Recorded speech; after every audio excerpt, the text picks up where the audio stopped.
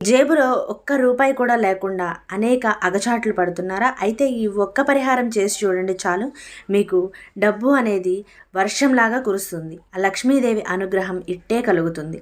దీనిలో ఒక చిటికెడు పసుపు, చక్కగా చిటికెడు పసుపు ఈ గల్లు ఉప్పు మీద చక్కగా పైన వేయండి. చక్కగా కనిపించే విధంగా వేయండి. అలాగే చిటికెడు కుంకుమ కూడా తీసుకొని చాలా చక్కగా పైన వేయండి. అలాగే గంధం, ఈ గంధం సువాసనకి లక్ష్మీదేవి ఎక్కడున్నా ఆకర్షితురాలై మీ ఇంట్లో కొలువై ఉంటుంది. కాబట్టి గంధాన్ని ఇలాగా చక్కగా పైన వేయండి. లక్ష్మీదేవికి ఉప్పు అంటే ఎంత ఇష్టమో అలాగే మంచి సువాసన అంటే కూడా అంతే ఇష్టం.